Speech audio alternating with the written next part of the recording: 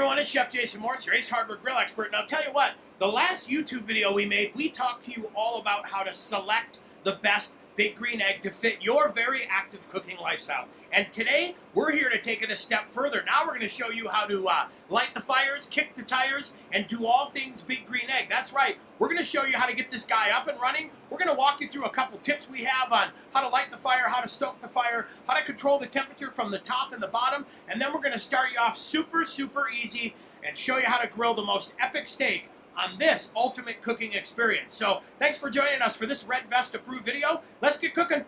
When it comes time to lighten the big green egg, you know what? You have a lot of options. And here's a couple of the cool tools that we like to help us get the fire started super fast. We've got the ever so popular Speedy lights. Those are great. Those are nice little fire starters that do a fantastic job getting your lump charcoal up and running in a good amount of time. Then next we've got the EGGniter, which is our charcoal igniter. Think of that as the jet engine of lighters. We've got the loop lighter behind it. Works the same, does the same. Both of those guys are some of our favorite tools. Why, may you ask? Well, because they get that fire up and running hot. I'm talking 0 to 600 in like 15 minutes flat.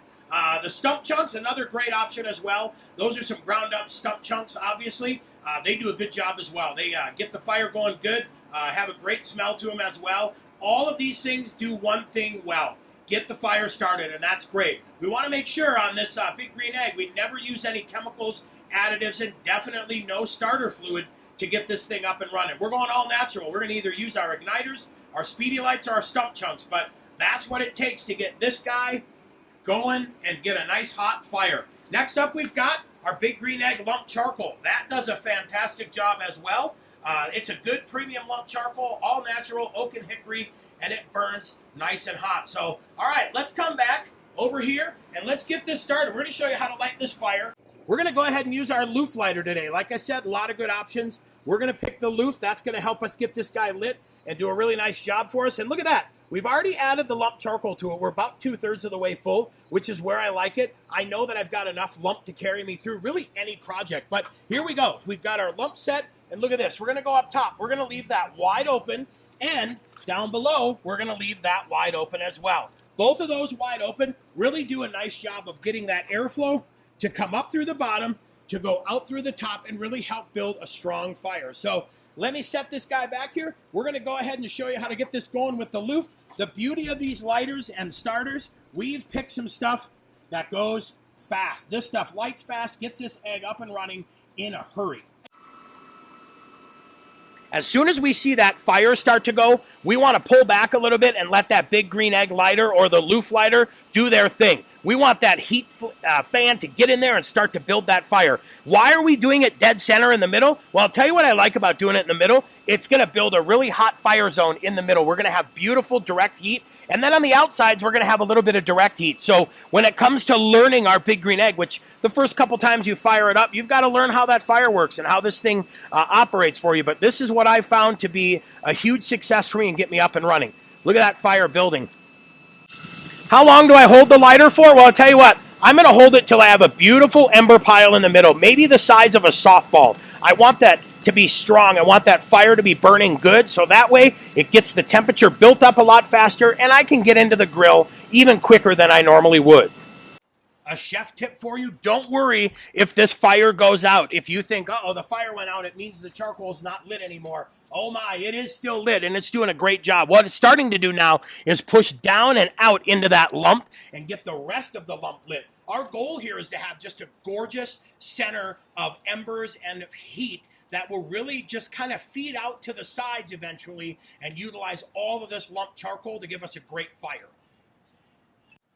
That fire is definitely doing its thing. Now what I'm going to do is start to push some of these embers from the side down into the middle, and that's okay. I want them to cover because what we've done is established a really nice fire in there, and now we've got that lump kind of evened out. And what we're going to do next is put the grill grate on, then we'll close it, and I'm going to show you how we adjust the top and the bottom.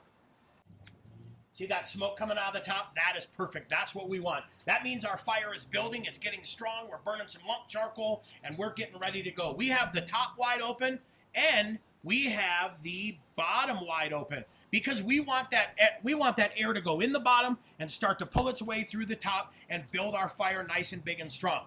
As we see our temperature start to climb, We'll go ahead. We're at the 200 degree mark here almost. As we see that start to climb into that 300 degree mark, then we're going to start to slow it down. The first few times you use your big green egg, I'll tell you what's super important. Learn how to control your flame. Learn how to control your fire. That, to me, is the biggest tip I can give you. What you want to do is watch it get into that 200 range. And if you're cooking steaks, I'm going to cook steaks the first time with you just to show you how good they are. Once we get in that 350 range, I'm going to start to adjust everything just a little bit so that we can slow it down. And I want to climb into that 500 range easy. I don't want to shoot past it and get in that 600 degree range. I want to really control the fire coming up. So we'll watch this thing grow and we'll come back and show you how to get it adjusted. Wanted to give you a quick shot kind of as we climb up the temperature here, but that fire is still going good. I opened it up. It's definitely built in there nice and hot. We're going to keep it closed so that we can watch that temperature grow. We haven't done anything yet other than leave the top open and the bottom open, and we're just watching that temperature climb. We are now about 8 minutes in. Look at that. There we go. We're making that climb. That's what we're looking for. We're starting to climb up at 300. What you'll notice, too, out of the top of your big green egg is once the heat starts to build hot, hot, hot, you'll go from smoke. That smoke will clear. Now you'll start to see some of the heat come out of the top. That's when we go ahead and adjust it down, and we'll show you how to do that next. Well, we talked a little bit about how to start the fire, and that's cool because that's one of the first steps in getting this egg going, right? And then we talked a little bit about adjustments, how to adjust it up and down and raise that temperature, lower that temperature. But I want to take it a step further. Let's go in depth, get up and close and personal with the regulator at the top, with the flaps at the bottom. And I also want to talk to you a little bit about this thing we call the burp. So let's get at it, and we'll show you a little bit more of that in-depth micro tuning on our big green egg. When I got my big green egg, I remember they talked a lot about this guy right here. This is the regulator. This is what regulates the amount of air that's allowed to escape from the top of our big green egg. And look at this. You've got some huge adjustments, right? This is a lot of big volume adjustments here. And then you also have some micro adjustments. Because let's face it, my backyard may have more wind blowing through it than your backyard. Some backyards have fencing, some backyards don't. These are meant to really allow you to control that airflow to get a good, consistent, even burn and a good amount of heat control. So I like to always adjust mine, giving myself, a good flow of air out using the big part, and then I can dial it down by 20, 30 degree increments using this little micro adjustment here. But regulator does a fantastic job. Now, let's talk about the bottom flaps and how we adjust those, because I'll tell you what, the amount of air initially going in really affects the way your big green egg operates. Cool thing about these bottom flaps here is look at this. I've got wide open on my big green egg, allowing a ton of air to go in and straight up the big green egg. But now I'm thinking, hey, you know what? I can't dial it down enough to keep the heat down. I need to slow the air in down. Well, guess what? Now you've got a screen. So the beauty of that screen is now I can use the screen in conjunction with the opening. This slows the air down a little bit. But now I'm thinking, hey, I need to slow it down even more. Now I've got a flap that can come in, and the flap's going to go through and slow that air down even more. I have a favorite setting I love on this egg, and I liken it to car racing. In car racing, they love to keep the turbos really spooled on their vehicles so that there's instant power. Well, I look at this as my turbo spooling, right? So here's my opening.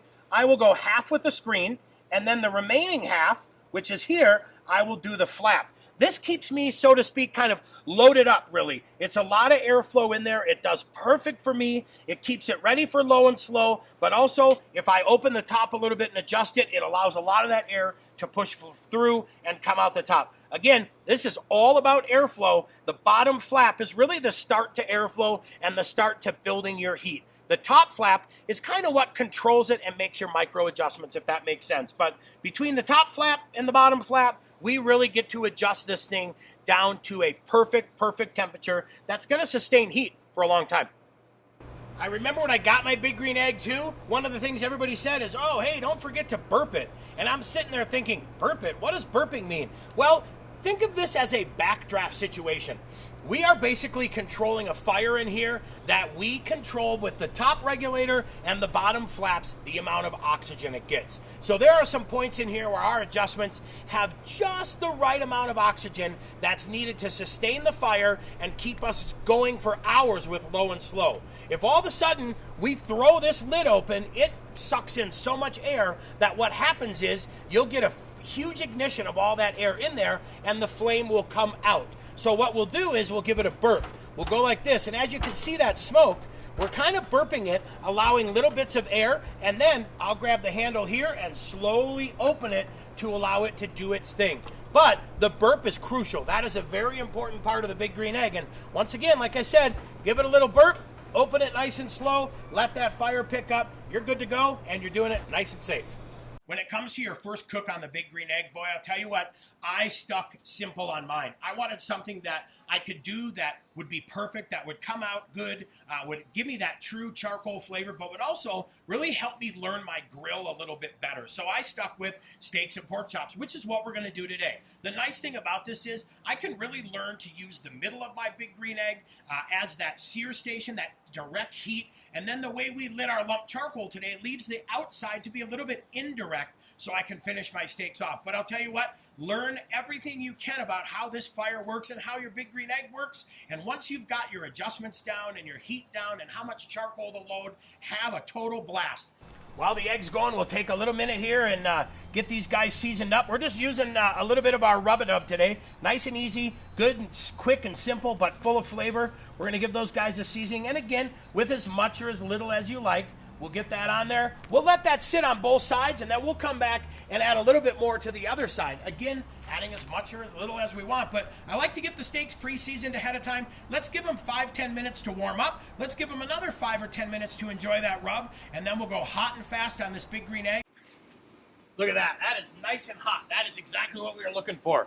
We opened that lid at 500 degrees. So here's the cool part. Look at this. We're going to go direct right over the middle because we built up a nice hot fire in the middle. The great thing is, here's my direct heat. Now I've got a little bit of indirect, so I can get a good hot sear in the middle, flip them on both sides, pull them to the outside, and get a beautiful finish. I'm going to do my pork right like that, and then I'll add my ribeye in there as well. We're going to let those guys go.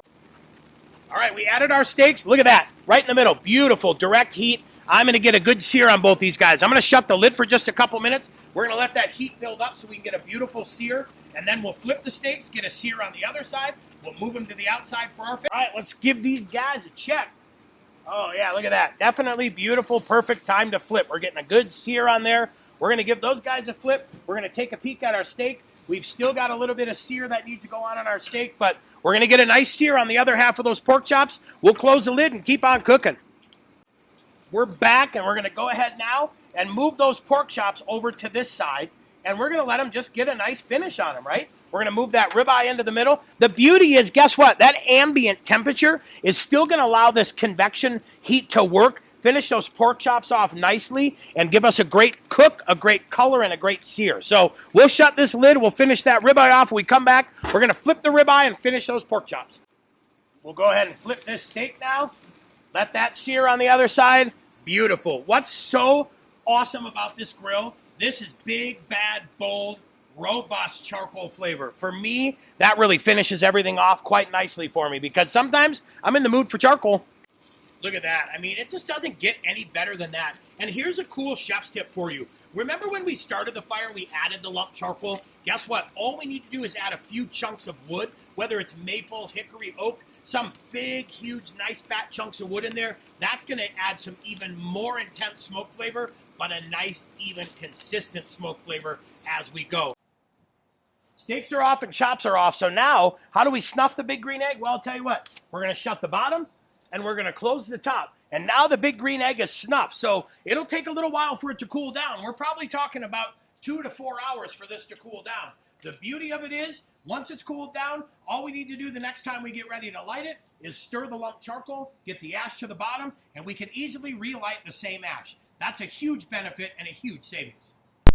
Well, there you have it. This Red Vest approved video was all about showing you how to use that new Big Green Egg you bought. And we started off simple, right? We did steak, we did pork chops, something nice and easy. We talked a little bit about how to start the fire, how to adjust the fire. Have fun and practice. That's the key to learning everything there is to know about this ultimate cooking experience. Hey, let us know too in the comments. What would you like to see? What do you need help with? We want to be helpful. We want to teach you everything you need to know to help make you that best backyard griller ever. Thank you for joining us. Thanks for cooking with us. I'm Chef Jason Morris, your Ace Hardware Grill expert. We'll see you next time on another one of our Red Vest approved videos.